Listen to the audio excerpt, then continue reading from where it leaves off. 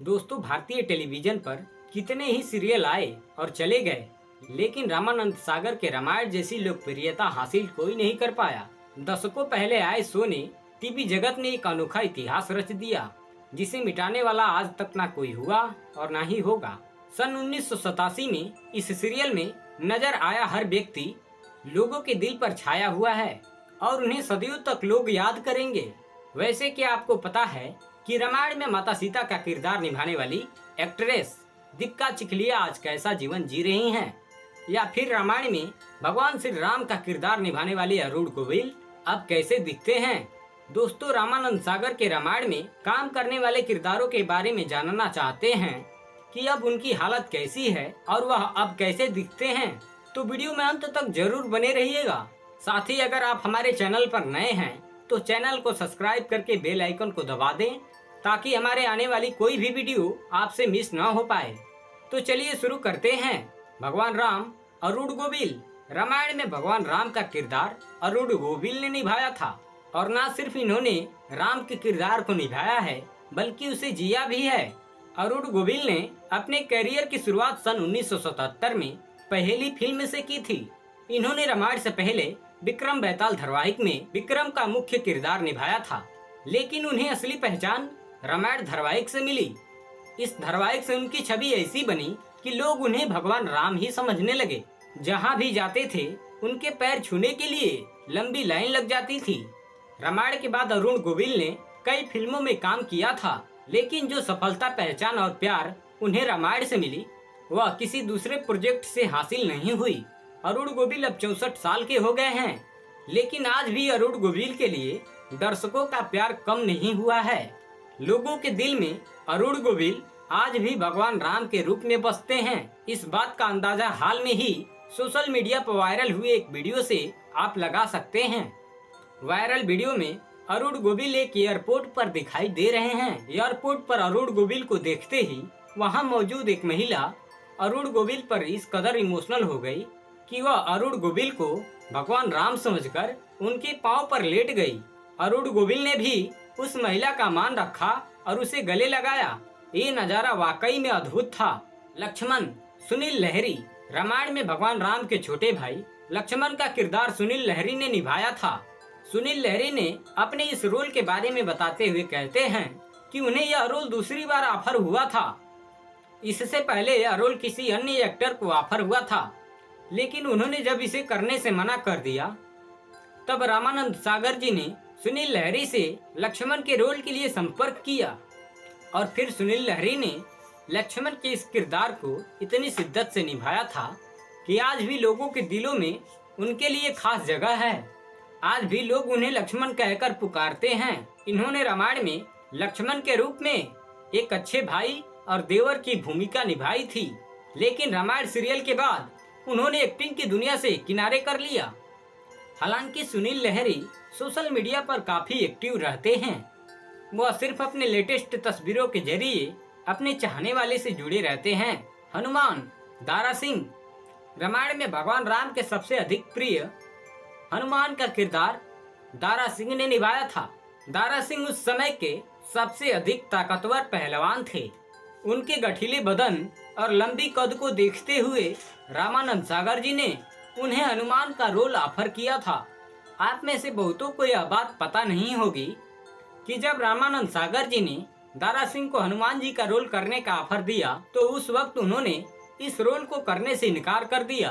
दरअसल उस समय दारा सिंह की उम्र 60 साल थी और अपनी उम्र को देखते हुए उन्हें लगा कि इस किरदार के लिए फिट नहीं है। लेकिन रामानंद सागर जी के द्वारा यकीन दिलाने पर कि दारा सिंह से अच्छा इस रोल के लिए कोई नहीं हो सकता, तब दारा सिंह ने इस रोल के लिए हामी भरी थी और न सिर्फ उन्होंने इस किरदार को निभाया बल्कि लोगों के दिलों में अपनी एक नई पहचान भी बनाई। दारा सिंह ने सन 1952 में अपनी करियर की शुरुआत भी की थी। उन्होंने कई हिंदी और पंजाबी फिल्मों में काम भी किया। इसके अलावा उन्होंने तमिल, तेलुगु फिल्मों में अभिनय कला का जलवा भी बिखेरा। दारा सिंह कॉमनवेल्थ गेम के चैंपियन भी रह चुके हैं। उन्होंने 500 से ज्यादा प्रोफेशनल कुश्तियां लड़ी और 100 से भी ज्यादा फिल्मों में काम किया। ये एक लंबे समय तक राज्यसभा सदस्य भी थे।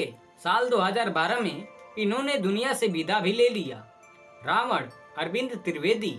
रामायण में रावण के किरदार निभाने वाले एक्टर अरविंद त्रिवेदी ने अपनी एक्टिंग से रामायण में जान फूंकने का काम किया था। अरविंद मध्य प्रदेश के इंदौर के रहने वाले थे। उन्होंने गुजराती फिल्मों में ज्यादा काम किया है। कहते हैं उस समय अरविंद को इस बात को खबर लगी थी कि रामानंद सागर रामायण बना रहे हैं, तो वह गुजरात से मुंबई ऑडिशन के लिए पहुंचे थे।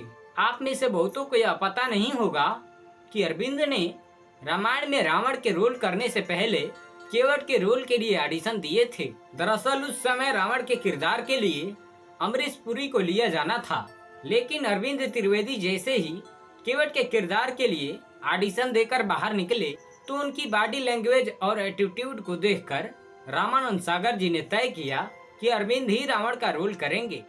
और फिर अरविंद जी ने जो किरदार निभाया उन्हें हर जगह रावण के रूप में पहचाने जाने लगा।